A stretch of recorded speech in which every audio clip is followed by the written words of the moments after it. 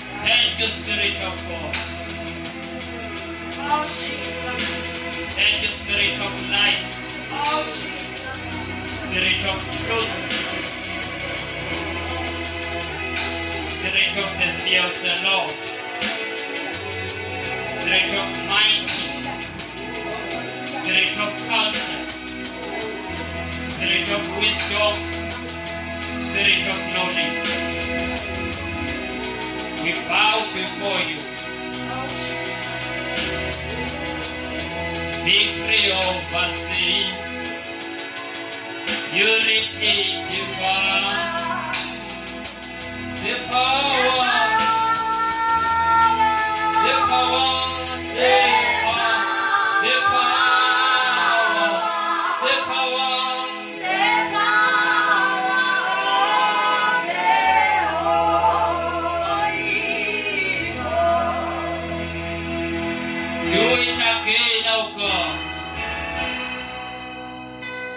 our generation. Thank you, Jesus. Ela siyezweni bathandekayo egameni likaYesu.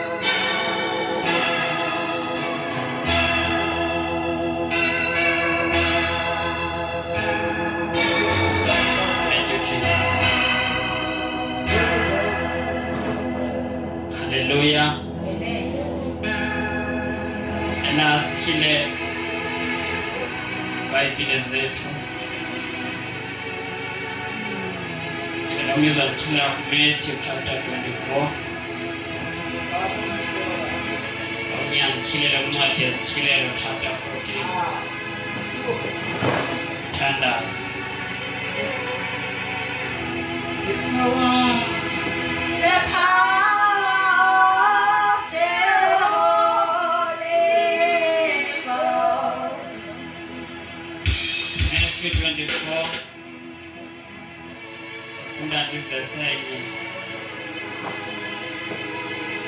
Verse 14 is Chilelo chapter 14, so from verse 6.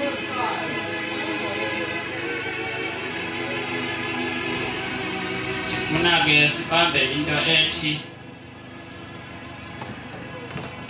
usuku olu mama ngabahlala phansi ngizotshuka phakama xa uzofuna.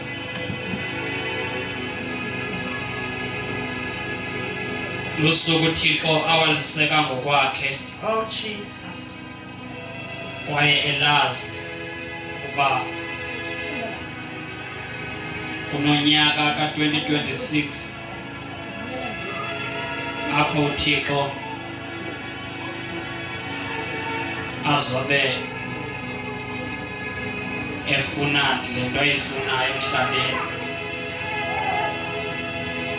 Kunento uThixo ayifunayo emhlabeni endinomthandazo lapha entliziyweni yam uba ngaske siyibambe ingasiphosi. Amen. Mama thatha umntwana uhlale naye njengoba angasiphazamisi.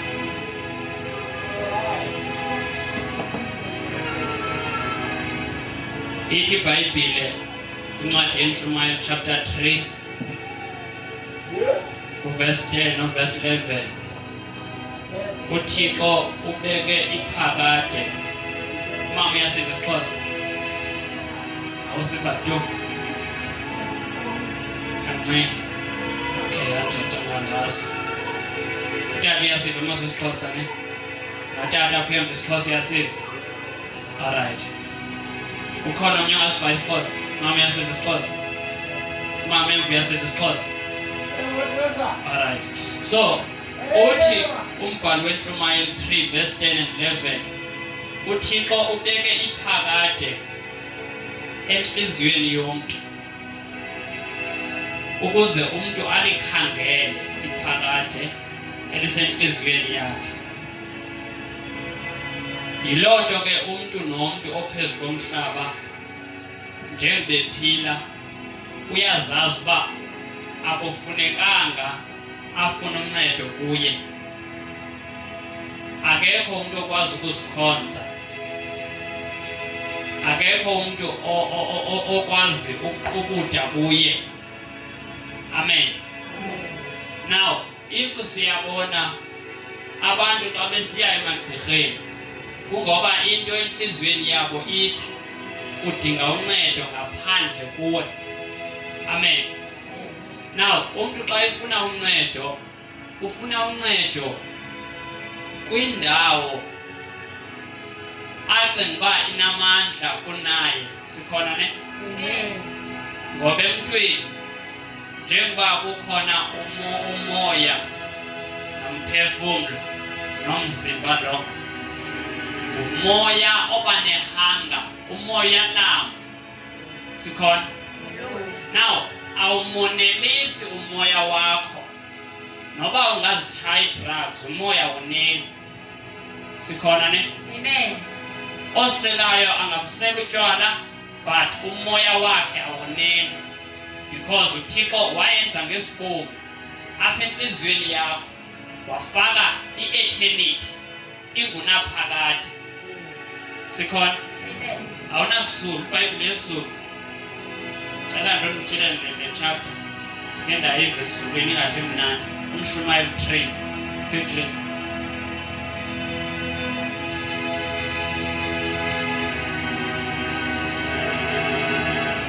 Ngiyadlula nje kuyo. Umshumayeli chapter 3 verse number 10.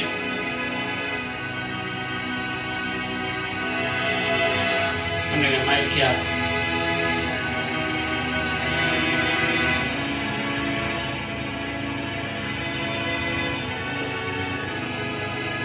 Verse 10. Verse 10. Yeah. Ngibonile umshikashika uNkulunkulu awunikile amadodana abantu ukuba awushikashike. Verse 11. Wenzile konke kube kuhle. Yeah. Esikhathini sakho. Ubekile nokuphakade ezinhlizweni zabo. Ubekile nokuphakade phi ezinhlizweni zabo. Yes. Nokho umuntu angefumane umsebenzi awenzile uNkulunkulu. So njengoba uThixo ungene ndodana ungene mfana kithi egameni lika Yesu. Now njengoba apha inhliziyo yakho soziyenelise ngeziyolo. Sikhona ne? Amen. Noba ungenze iphi into emhlabeni if ayinayo uThixo soze wonele tu. Sikhona? Amen. Noba umzekelo ukhonza kwezicawu zomqobo still kunebele into okuncediswa ngazo soze inhliziyo yakho yonele. Ngoba apha enhliziyweni uThixo ubeke lento ingenasiphelo. Sikhona? Xa kuthiwa ingunaphakade i-eternity. I-eternity means there is no end. Amen. There is no end. I-eternity ke inje kukhona i-eternal life efunyanwa ngabantu abafele kuYesu nabazoqhilwa nguYesu xa eqhila ibandla. Ngabo abazofumana i-eternal life apho kuzobe kukhona ukonwaba kuphela. Then ke ngokaDaniel 12 uthi uDaniel kukho abazovuka emangcwabeni. Xa bevuka baye enhlabalalweni engunaphakade. So kukhona i-eternal life ne-eternal judgment. Sikhona ne? Kukhona umgwebo ongunaphakade kubekho ubomi obungunaphakade. Now uThixo akavumi ngoba uyathakatha ufe ungakhange uyivinyaniso. Uba umzekelo ukhonza kwicawe zomqobo uThixo wenza sure uba ufa inyaniso ivili. Nomprofethi wobuxoki uzofa inyaniso evili. Lixesha ke likaThixo eli apho inyaniso kaThixo kufuneka ithethiwe. Amen. Hallelujah. Izothethwa othakathayo aqhubeke nokuthakatha kodwa inyaniso ayivili. Because xa uma phambi koThixo kugwetywa kumele uthethe amazwi athi Thixo ugwebe ngokulungisa. Sikhona? Amen. Njengoba uThixo lilungisa naxa egweba uzobe gweba ngokulungisa. So njengoba egweba ngokulungisa wonke umuntu ose-South Africa kufuneka eve inyaniso elilizwi likaThixo. Hayi intsomi zokuqhathwa ngabashumayeli abashumayela ubutyebi bungekho. Jesus. Before umuntu ayogilwa yi-car accident kumele abe uyivile inyaniso. Ngoba uThixo ngokweBhayibhile isihogo akasidalelanga abantu bakhe. Isihogo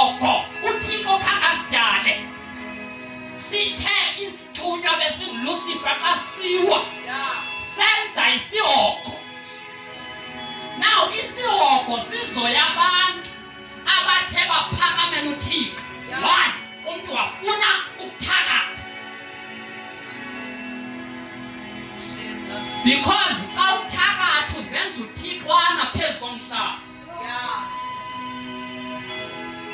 Wonke umuntu othakathayo uzenza uThixwana phezu komhlaba. Because sube ufuna ukoyikiwa ngabantu. Kanti emhlabeni akumele kunomuntu esimoyikayo.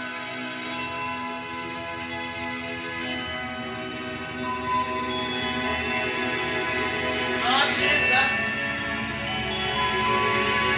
Inye into ezosinceda uYesu.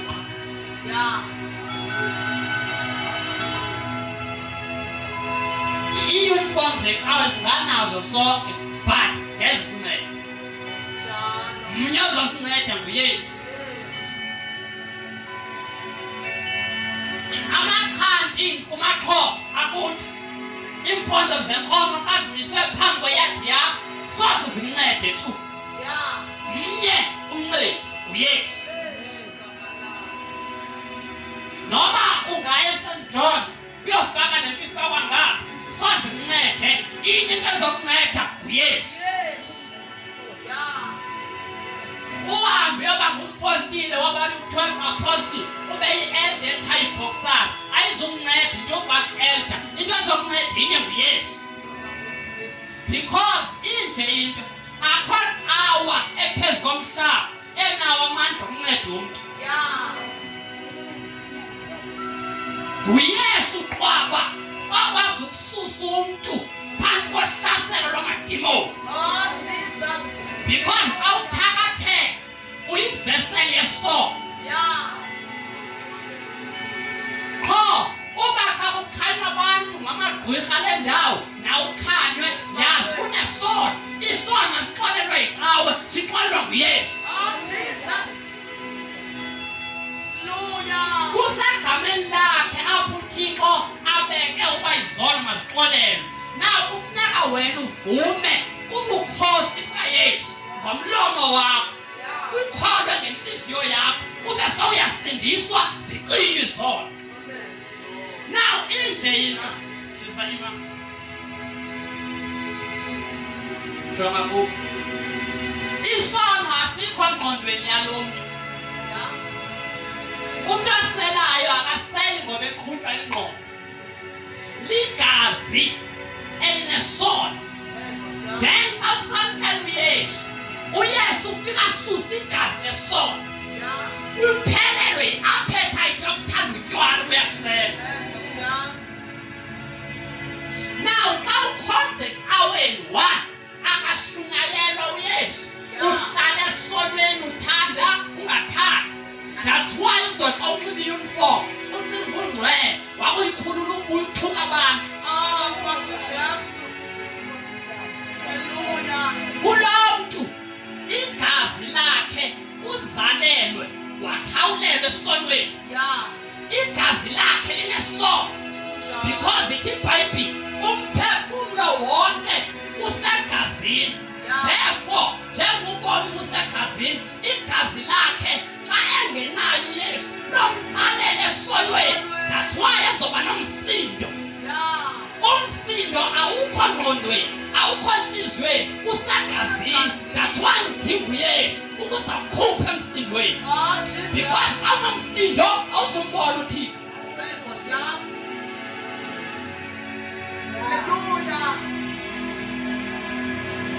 Ngumzalwane okanye ukhonza kuloo ndawo ukhonza kuyo uhlele again yazi uba sisono sisegazini udinga igazi elinamandla.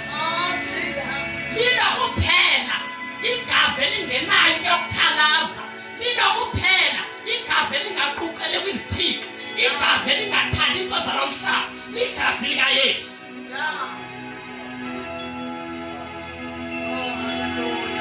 Nakumsekela ukukhonza kulaqhawe yasekhapha yirhabe nimane senza umthendeleko. That is good. But without Jesus You are wasting your time. Oh, Jesus. Igazi lalo muntu lishushu sisona. Yeah. Lilangazelela rhoqo xa evuka engena Yesu. Uba intombi uzovuka efuna abafana. Uba ngumfana uzovuka efuna intombi. Ayangqondo, ayasexuality yakhe. No, ligazi. That's why you give Yesu. Ngoba uYesu wenziwa zonke izizona ziphezu kwalo mhlaba. Yeah. Noma sesiphi isono esiphezu kwalo mhlaba xa ungumbulali again uYesu wasifela isono sababulali. Yeah. Noma umzekelo uyavuka ekuseni ulangazelela ububi unomona still uYesu wenziwa sosono. Yeah. Zonke izono eziphezu komhlaba Jesus was made those sins. Hey, Gosya. Oh, Jesus. Isono sorhexezo, isono sokuhleba, isono somona, isono sonqulo zithixo, isono sokuya emangcwabeni uyothetha nokhokho bakho, isono sokuthanda imali. UYesu wazifela zonke ezo zono zafakwa kuye nguThixo ukuze xa uvuma yena uYesu uThixo asuse isono kuphele appetite. Oh, hallelujah. Yesu kuphela thandaza kuyena. uYesu kuphela. uYesu kuphela thandaza.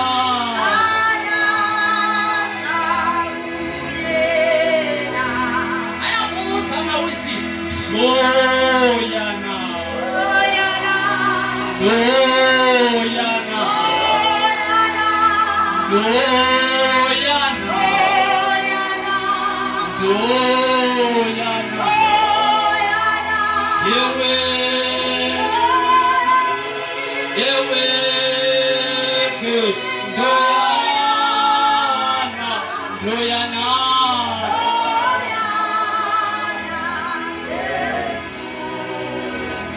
Ningawakhupha amatikiti niye kwanyanga ntathu. Uba uYesu aninaye libalani ngokuya khona. Ngoba isango lakungena ezulwini linye nguYesu kuphela. Noma i-uniform singanazo ube ngumama ngoLwesine ube ngutata umshumayeli kodwa inye indawo yongena nguYesu kuphela. Ngoba uYesu lusango lakungena ezulwini. Ngaphandle kwakhe abantu bazophelela amangcwabeni and xa kuvukwa bazoya enhlabalalweni.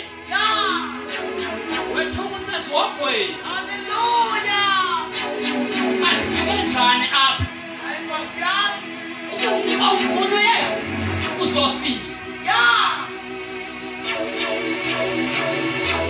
Hallelujah. Naxa ukuye uYesu umvumile Yeah. awuhlali esonweni. Jesus. Ngoba uThixo kwinto yonke ayithembileyo kwalixesha lethu ligazi likaYesu. Yeah. That's why asithi uYesu ndinika isitshixo sobukumkani bamazulu. Asinikwanga nongqunga wase-12 Apostles. Hey, Gosya. Asinikwanga liRhanyana Limpopo. Yeah. Asinikwanga Shembe Natal. Yeah. Asinikwanga cawe zabaprofethi bobuqobo abanikhathayo kule Carltonville. Hey, Gosya. Sinikwe ibandla likaYesu. That's why uMatthew 27 esithi wakrazuka ikhuselo. Lala khuselo uma likrazuka lalivulela wonke ubani azomvuma uYesu. Awuyelwa ngumprofethi uthathi umani kwi-one-on-one uyaziyela kuThixo. Awukholwa kuYesu. Uma ungakholwa kuYesu sukuya kuThixo because ongenayo uYesu akanaThixo. Njalo. Ungenayo uYesu akanayo uThixo. Hayi Nkosi yami. Oh Jesus. Ithi iBhayibheli uYesu ngumfanekiselo obonwayo kaThixo ongabonwayo. Yeah. Ithi iBhayibheli uThixo wakhuphela ubuthixo bakhe kuYesu. Yes. Themba icawa wena. Hayi Nkosi yami. So yana do yana Oh yana. do yana Oh yana. do yana Oh yana. yewe iti ni do yana do yana.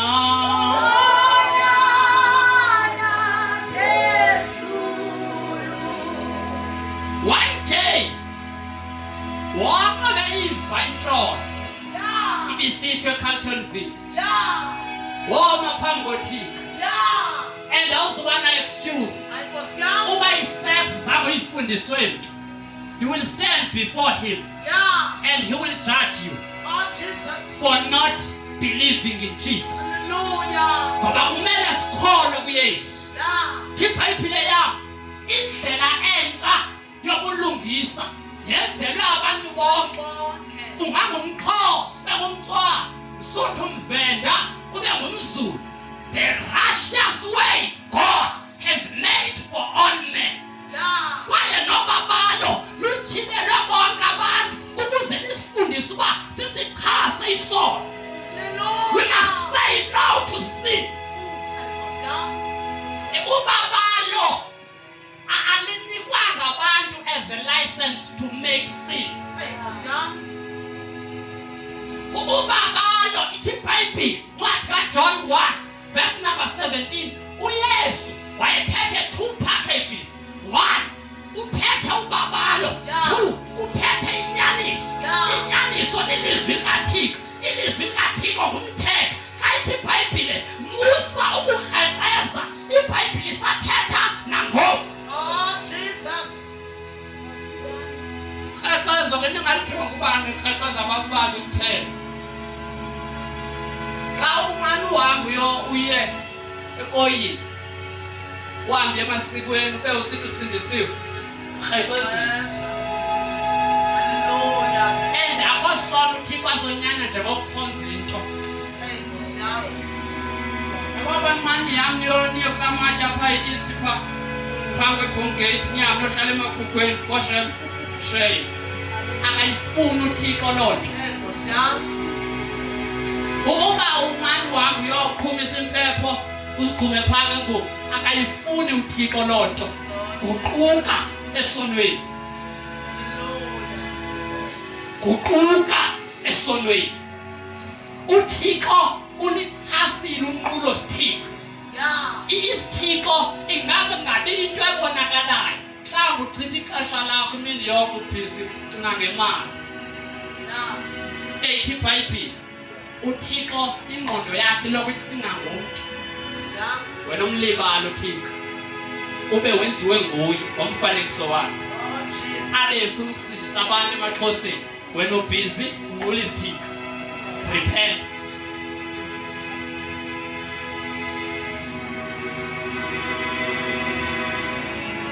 Lo mntu xa esona noba isono senza ngomzimba lo ndiwubonayo Yeah. ligazi limqhubayo. Ibhala le verse olubhalayo ncwadi yeLeviticus 17 verse number 11 verse 14 ithi umphefumulo wento yonke usegazini. Ligazi litsalela umuntu esonweni. Xa uyindoda uthanda ukubetha umfazi ayinguwe. Your blood has a problem. Give your life to Jesus. Oh Jesus. Give your life to Jesus. Jesus. He is better. Hey, Nkosi yami. Ukunegazi Yesu elinawo onke amandla. Yeah. Because ithi iBhayibheli John 1 1 John chapter 1 verse number 7 lithi negazi likaYesu isihlambulule kuso isono. Akho sono siyekayo Yesu. Sikhona? Na ukumvuma namhlanje uYesu noma wabulala usekanqopha umntwana etoilet. Na uthi uYesu ususa nesosono because iBhayibheli ncwadi yendumiso 103 verse number 10 going to 13 ithi uThixo akasiphathi ngokwezolo lethu xa sithe sasivuma isono. Isono siyavunywa. Sikhona? You confess sin. Uba ngumuntu one let's say uzonda abantu like uthethe nomakhelwane nenxaki still confess that sin. Jesus can help you because iBhayibheli uKristu uluqolo lwethu. Now ubunengxaki nongaxoleki thanka uYesu. He is the solution of whatever problem you are facing. uYesu sisisombululo sokungakwa uba ukwazi ukuthanda. uYesu uzokufaka uxolo uqala uthanda abantu. uYesu uba ukwazi uxolela uzokufaka uxolo uqala ubaxolela. Awuzokhetha. Oh Jesus, hallelujah.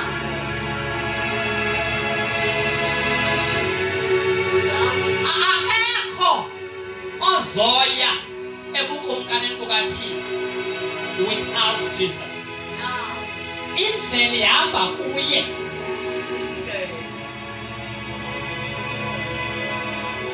Indlela yokungena ezulwini uYesu.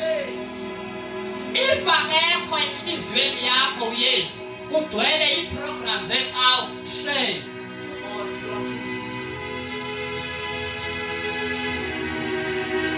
Ewatsho kwaZulu buyelani uThixo ilakha lisekho. Buyelani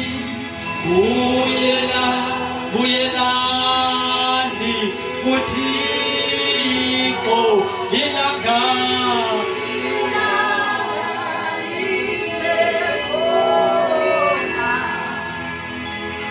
Asithi sekhona because usaphila phezu komhlaba. uThixo asibuyeli ngengqondo. Asibuyeli ngantoni? Ngengqondo. Okwesibini asibuyeli ngokuthetha ngemilebe yomlomo nolwimi oluxokayo. Sibuyela ngenhliziyo kuThixo. Sikholwe kuYesu. Because iBhayibheli uThixo ulithululile uthando lwakhe ezinhliziyweni zethu ngomoya wakhe oyingcwele. Okwakhe uThixo ukuqondakalelise ngalento uba sithe sisesesonweni kodwa uThixo wasithanda. Akasithandanga ngoba sisuke savuma uYesu. No, sithe sesemanyaleni wathi uThixo come out. Sithe sithanda ukuhleba wathi uThixo come. uThixo akwasono athi hayi esisikhulu kunesi. No, ziyafana. Xa ungakholwa kuYesu usesonweni na udinga uYesu. Sikhona? Now wasithanda uThixo ngothando lokuncama unyana wakhe omnye ekuphela kwamzeleyo. Ekusithandeni kwakhe wasixolela because iBhayibheli zonke izono akasazibaleli kulo. Kodwa ikayidinga kulo ukuba vume ngomlomo akholwe ngenhliziyo abe seyasindiswa. Asogqiba ahambe ebungcweleni. Bekuhambe ebungcweleni usaya kwaZCC.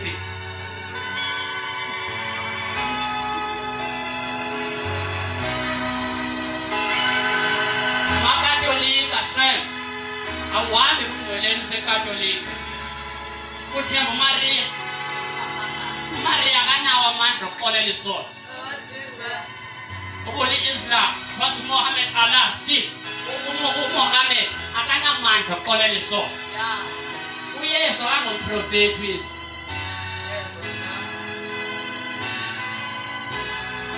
Uthi uYesu ayithetha ngolehanyana kwaShembe ngoMuhammad ngoMasango ngomangqonde amagqirha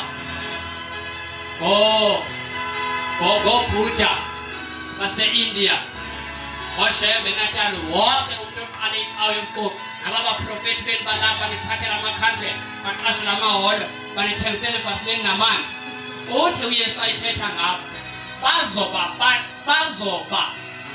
benza intando kaThixo while benikhupha ebukumkanini because umzekelo uba ndima phambi kwakho ndikukhitha uba aphukela nasisi yazi uba ndiphume kuThixo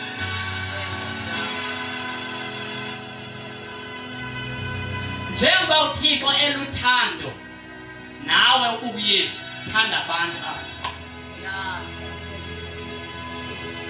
bathande bonke ungathembi nabo ngoba themba umuntu uqalekisiwe nguThixo uthi uJeremiah 17 othemba lakhe lokubantu you are cursed once you trust man you are cursed Siva amen yeah meshadweni but once you trust man yazi bawutheni uqalekisiwe nguThixo umuntu ayingoyokhonzo umuntu aqutshudwe emntwini that's why kwaUyesu uthi esesemhlabeni uthi akhonani olungileyo uThixo yena Haleluya uthi Yesu amen that's why yonke imihla umzalwane kuyafuneka uphile ukuhlambulula awuhlambululi ngoba wonile uhlambulula daily Jesus kunamehlo nenyama ifake perfume ezinwa kamnandi ngone nephakama ngone bomhle uphakama still sozungawakha amaqaba sisona yes and xa usenza isona sempakama udlelana noSathane ndithi iBhayibhile usiphakamisa uzothola njengoba siphezu komhlaba ne xa uthotywa nguThixo uzothotyelwa ezogwini uSathane wathotywa ezulwini wenzaphi emhlabeni then wena uphezu komhlaba phakamela uThixo ungakholwa kuYesu yaphi ezogwini Jesus Yoshumayela abantu balapha icela abantu izogo sikhona xa ungakholwa kuYesu uthembe isipeleti esibhalwe ZCC uzesogwini kukholwa kuYesu zixolele izono xa ngalamini ufa ngayo xa usifa ubufa namhlanje umphefumulo wakho uyolinda eparadise if awukholwa kuYesu uya straight ezogwini Jesus sibe isihogo singenzelwanga abantu bakaThixo senzelwe uSathane nezithunywa wabanazo ezulwini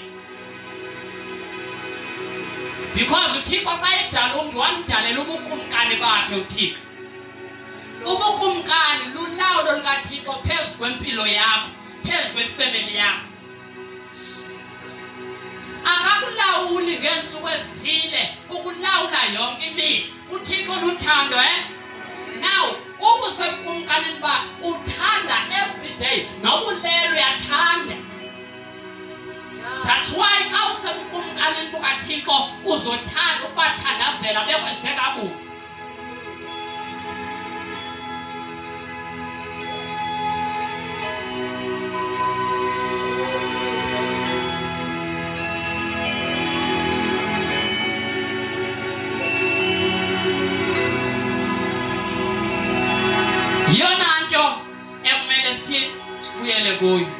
Kingdom of God where God dwells apho uThixo ahlala elawula ephethe khona phi ebukumkanini umzekelo lapha ententeni intente simane siyivala sikhona ebusuku akubikho umuntu apho ebusuku basebhedini yakho uThixo he must dwell in you then you dwell in his kingdom ngokulele athethe nawe nawe bedubulana amaXhoseni thandaza, because akuyontando kaThixo bakudutshulwana, akuyontando kaThixo bakutshaye drugs, akuyontando kaThixo bakuthakathwe. Uthakathwa ngoba ixesha elininzi asibikho ebukumkanini, sibakho xa secaweni. Let's go back to the kingdom of God. TiBhayibhile xa kugqitywa ukudalwa umntu and ayikathethi loo nto seyiyo nangoku, uthi uThixo masenze umntu ngokufana nathi, makasifuze. Now ndiyathanda uba uthi masenze abuye athi asifuze ne. Now xa edlula enikeza umsebenzi emntwini uthi yibani nobukhosi, akathi masibe nobukhosi. Sikhona khawuyifunde Genesis 1:26 sicacise nje kancinci. Oh yiniThixo labi Baleka 1:26. Thank you Jesus. Masibuyeleni kule nto siyenzelweyo. Asenzelwanga zicawa man, asenzelwanga uba ube yi-elder uhlonitshwe, ube yi-priest. Asenzelwanga zikhundla ezinto zizophelelwa ezi. TuPawulos xa ethetha xa kufike oku kuyinene, kwakuphiwa kuyinene luthando. Xa ibandla liqhwiliwe kwaphela ubupostile, kuphela ubuprofeti, kuphela ubuvangeli, kuphela ubalusi, kuphela uba ngumfundisi, kuphela uba yi-intercessor, kuphela uba yi-worship. Singene ngoba siyasa ngabantwana. That's why uYesu esithi unless you become like a child you will never enter the kingdom. Umntwana umnethambo alibala umntwana.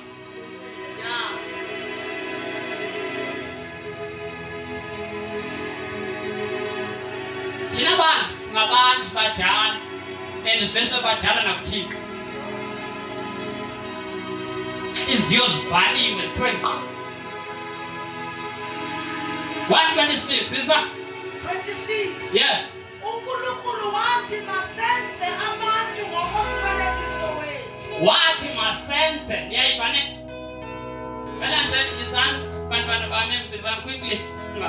Izani quickly.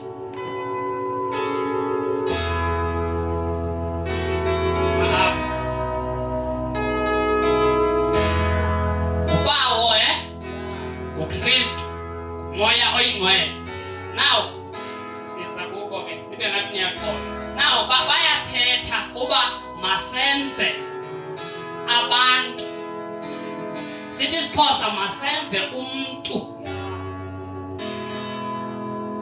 Xa kuthiwa umuntu akubalwa gender enye. Sikhona. Now inje into xolo tata. Now yayingu-Adam apha ku-Adam kukho Eve.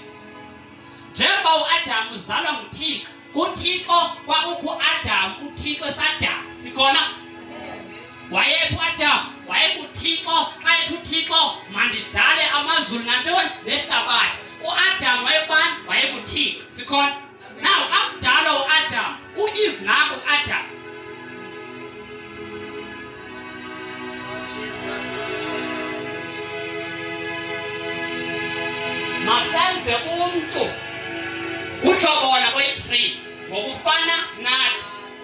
Now yintoni ekufuneka bafane nayo ngathi? 1, uThixo luthando. Yintoni uThixo? Lo mntu lo uzothanda lo, because ufana nobani?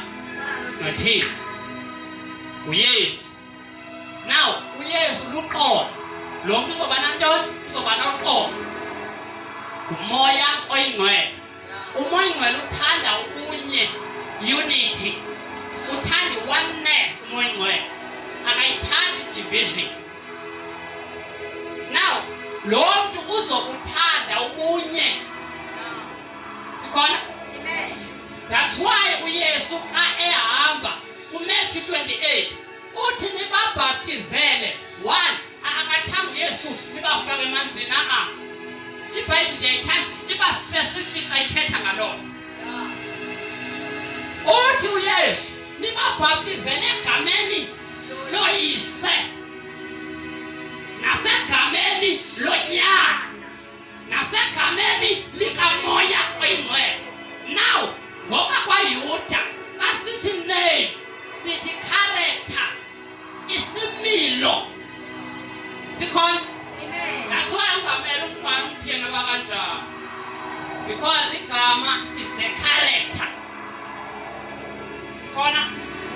Isimilo sikaThixo luthando, isimilo sikaYesu luqobo, isimilo sikamoya oyingcwele ubunye, unity.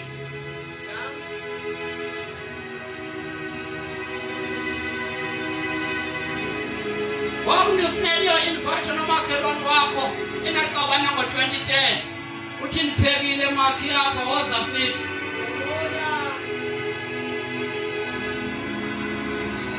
Wambi isitrato sonke khangela abafana abahlele ezikoneni uthi hlezo tata belu baniphoxa abafana nasi sonke nayi ifish nayi idrink idlana.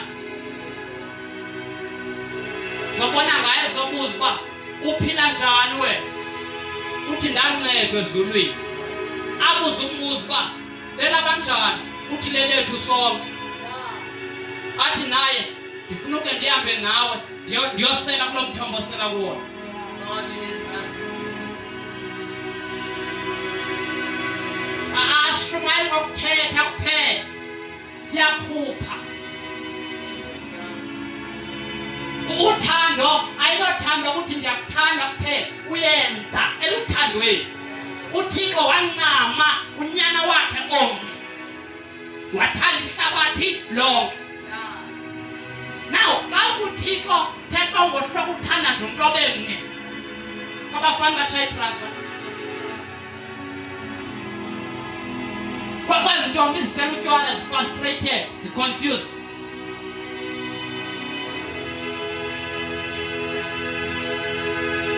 Kanentela imali niye amana ndikuyisele ecaweni tipayiphi loboneka ihlwempu opha ihlwempu ubone kuThixo bakhala i-10 yokuthenga nje ichips eziyi-5 unika abantwana obabonayo ukuba they are struggling because in love we act. Uthi uYohane xa ethetha musani ukuthanda ngokuthetha sokuthi unempilo enhle ubona umntakwethu okanye ubona nje anyone in your city abe struggling sogqiba nosigcina.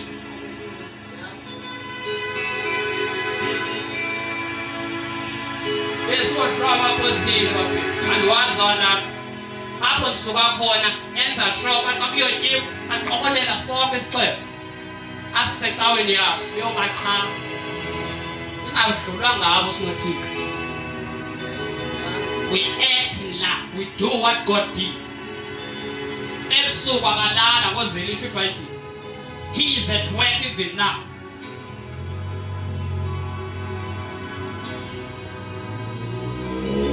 Isa nithende hlukana masenza abantu ufana nathi standard. uNkulunkulu wathi Yeah. masenze abantu ngomfanekiso wethu basifuze. Niyayiva iphuma plan iphuma ezulwini ithi mabathi mabasifuze.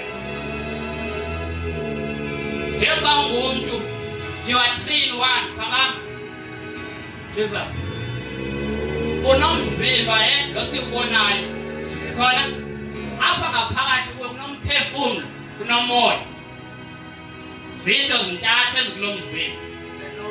uThixo mthathu emnye lo mzalwane mthathu emnye sikhona na ufuneka umfuze uThixo ngento yonke ayiyo. uThixo uluthando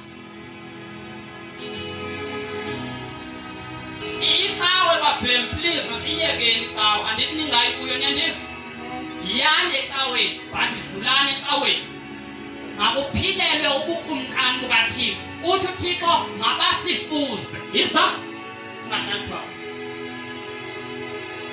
babuse phezu kwentlanzi zolwandle. sathi isiXhosa mababe nolawulo mababe negunya sithi isingesi have dominion sikhona.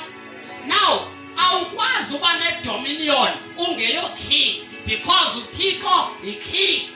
God is the king of glory. Then xa masifane naye xa silangazelela ikawa ngaphezu kokukumkani bukaThixo asingabo abantu.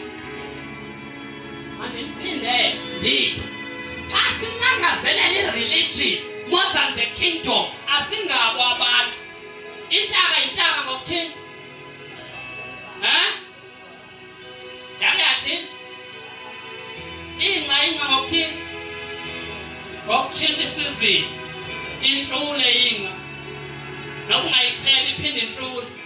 But umuntu walandela ireligion kaSatan. Because as divisions zingaka sizalwa ireligion. Religion is the mother of division. Actual religion ubona abantu bethandiyana ukwa yazi babo bantu bakwi-religion. I-religion isuka kuSatan. uThixo wadala ubukumkani. Ethi iBhayibhile kuGenesis 11 abantu babentethonye benolwimi olunye bevumelana ngento enye ngoba babesesebukumkani. Wathi uSathane angene phakathi wabo wathi omnye wabo masizenzele igama. Ekuzenzeleni kwabo igama. That's why sinezikhaya zenzobuxoki iRoma ekaSathane. Hallelujah.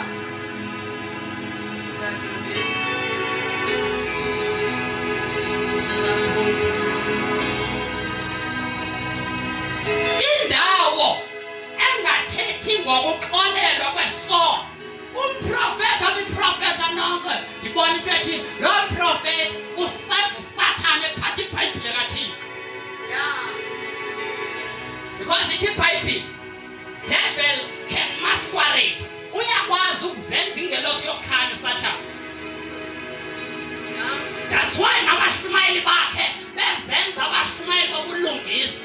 Ubulungisa without Jesus abukho. Ubulungisa bukho ngoba uYesu wavuma ukuthatha isono sonke. Ithi iBhayibhile olilungisa wenziwa isono. Ukuze sakholwa kuye uYesu sibe ngamalungisa kuThixo.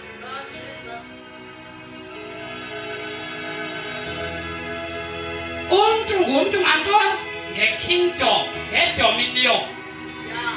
And umzekelo i-ANC, DA, zonke ezi political party azizulinceda tu.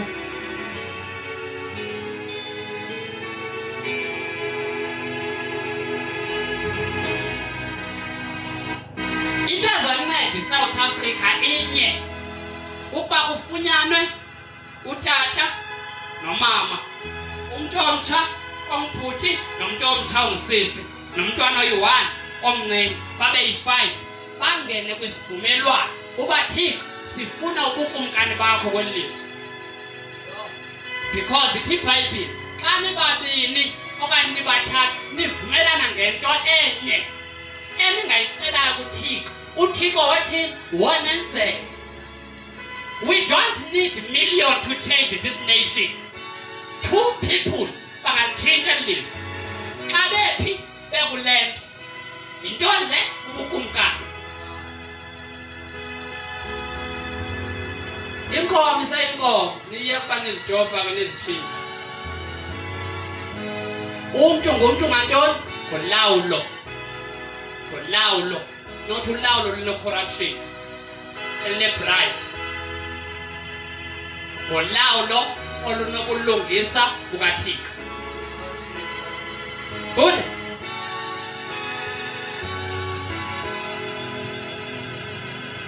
Basifuze. Yes. Babuse phezu kwezinhlanzi zolwandle. Ningayozenza omamlambo. Lawulani inhlanzi. Ningathwali ngazo inhlanzi. Yiza. Nezinyoni zezulu. Nezinkomo nomhlaba wonke. Umzekelo niyayibala nenkomo, balawula nenkomo. Inkomo kumele ucele kuyindlela asicela ukukhanyisela boKadebe. Kade kufile ulele. khona yaziyo phezu komhlaba enzekayo. Yeka la. Somphazamisa ulele myeka la. Lele la. Akanasabelo phezu komhlaba. Akazi noba kwenzekani apha. Lisa. Umhlaba wonke. Naphezu komhlaba wonke siyayiva ne? Ubulapha eSouth Africa ilawula. Uyilawula ngomthandazo kuyakholwa kuyiso. Uba ukholwa, here's the chance tonight. Come to Jesus. Jesus.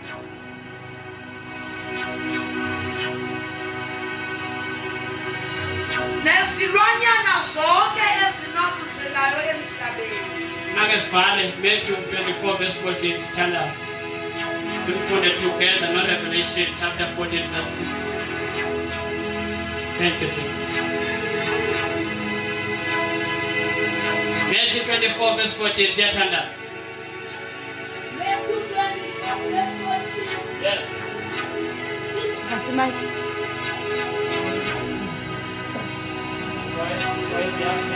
That's the mic. Matthew 24 verse 14. And this gospel of the kingdom will be preached in the whole world as a testimony to all nations, and then the end will come.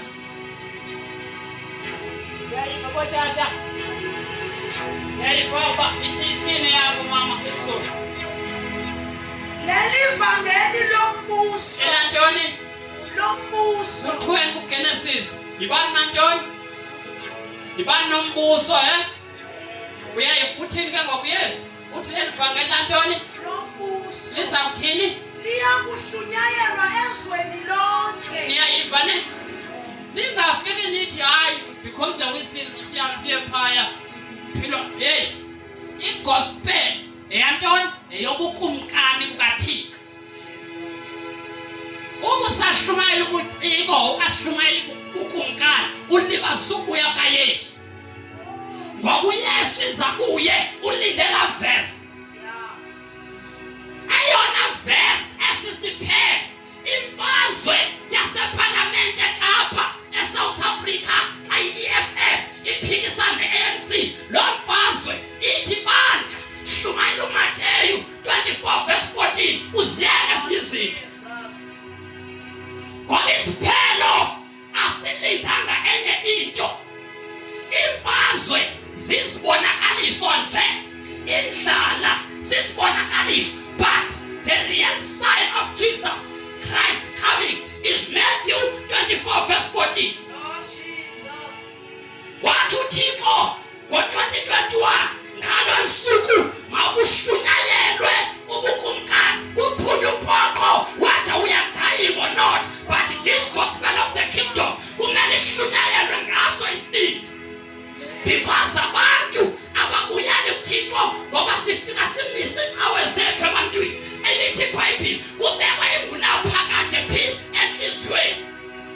I-kingdom kuphela ezokonelisa inhliziyo zabantu. I-gospel yombuso kaThixo ezokwenza inhliziyo ubazonele, zixole, zibe nothando, zithande bonke abantu, ziqolele bonke abantu. Asizuba naxolo uma sisabetha i-message.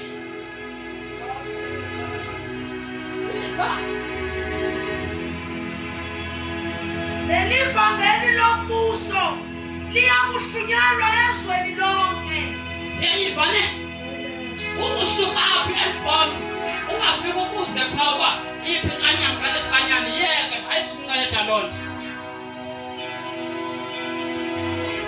Phaya fika umiswa ndoda wena ufana noThixo wena wazozixabisa ngendayelo. Uba ngumZulu ufaka iziphahla still wazozixabisa ngento zezilwanyana kodwa kuthiwe wena mntu yiba nobukhosi phezu kwezilwanyana. Useziyona ufaka intambo still uyamxelela bheka kuEzekiel 13 verse 17 kubhale uba xa ufaka intambo Ubotha umphefumulo wakho awuzuba nempumelelo uziqokisa apha. There is no protection esentambeni. Sikhuselwa sakukholwa kuYesu. Yeah. Because asikholwa kuYesu, 1 siyaguquka. 2 asiguqukile uThixo uyasiphilisa kuzo zonke izifo. Yeah. Ngoba kwasifo esingahlala mzimbeni mnye noYesu. Hallelujah. uYesu akufika mzimbeni uyasihlangula, delivering us Oh, Jesus. kuyo yonke oppression. Akho demon engakucinazela ube uYesu. Uba uYesu umthatha as the religious man, shame on you, because uYesu akanga qale qawa. uYesu akanga qale Roman Catholic. uYesu akanga qale menye iqhawa. Into abayizisile wabubukumkani. Yeah. Wafika washumayela bona uYesu. Jesus. Yilonto sithi fundani kum. Yeah. Ngoba mna ngithobekile ngokwenhliziyo. Nginobulanga. Yeah.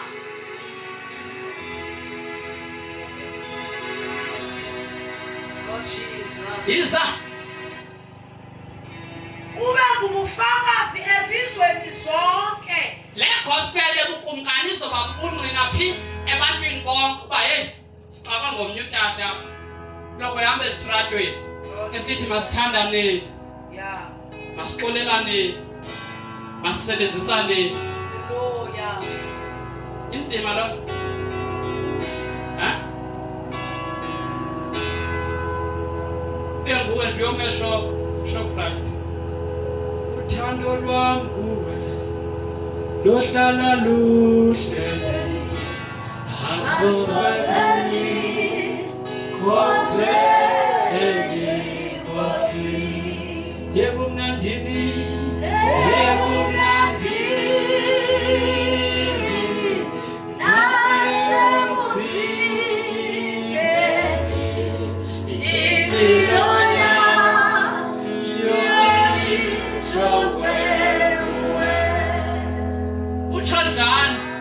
Uthujabani because asibona umfazi wakho apha. Sinthetha noThixo. Abuza umuntu ba lo Thixo ngoba batheni uthi nawe ulihlwephu. Take Jesus. Take Jesus. Basisitshele take Jesus. Because we are born for the kingdom. And yathanda ilizwi. Incwadi yeNdumiso chapter 33 verse 11 ithi icebo likaThixo alitshintshi. Noma singashumayela siqhatha abantu shebe uYesu ulindele and sinazohlala apha emhlabeni efazishumayela. Hallelujah. Fund Jesus. Kube ngubufakazi ezizweni zonke. Yeah. Andi kuba kufike ukuphela. uyayibuphela bafikani. Ha? Jesus. Uyayiva ne?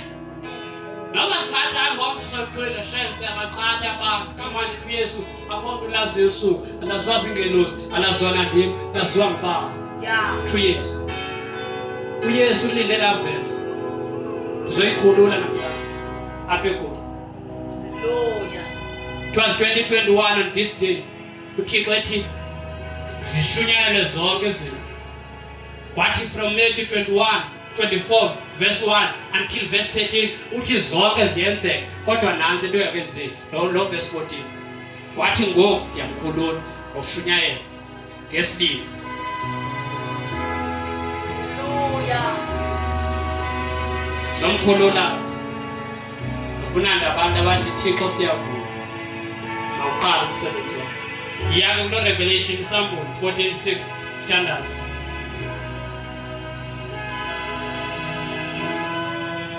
Verse 6. Verse 6. Yeah.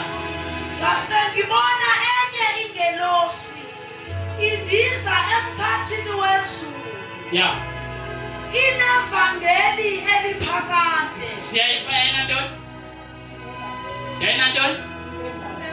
The gospel of everlasting or the everlasting gospel, the gospel of the eternity.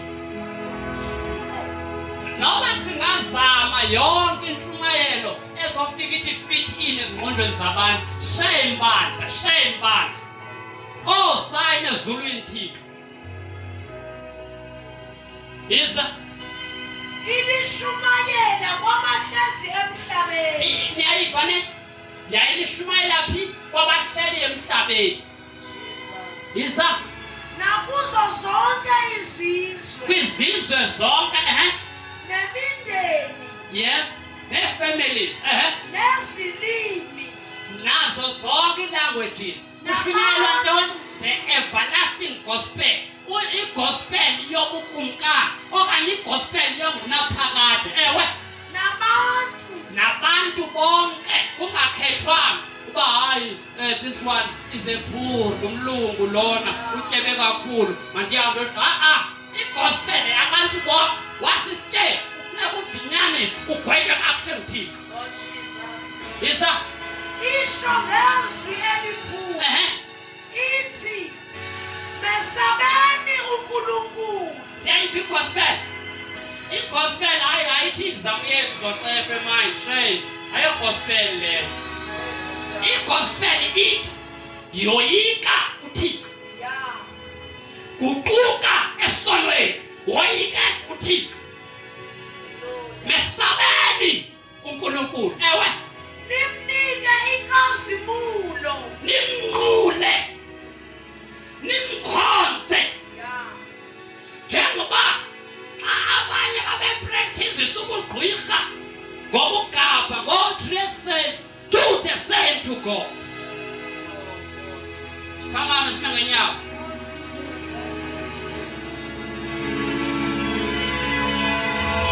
Sisindiswe sonke abantu abathi Thixo siyavuma i-gospel yobukumkani bakho mayiqhubeke emhlabeni. Baxhoma izandla sithandaze enze sonke sithandazisane. Thixo siyasayina emhlabeni. Let the gospel of the kingdom be preached. Phela ke sizapha ngaphambili sizothandaza sonke asubekana sakhe umoya ngcwele uzokwenza ngokwakhe egameni likaYesu. Phela ke tata mbona kusiphakamisile nawe tata emva sonke nesisengaphambili. Oh Thixo i-gospel yothando, i-gospel yoxolo, i-gospel yamandla kamoya ngcwele mayenzeke emhlabeni. Siyavuma Thixo. Shunyayela i-religion ayabanceda abantu. Kodwa namhlanje let the gospel of the kingdom be preached. Ungahasharishi mama khona uzobekwa sandla uzothandaza nje uzothandaza sonke uba nawe utsho ube kwi-altar khona uba utsho emva egameni likaYesu uze nomntwana wakho ngaphambili.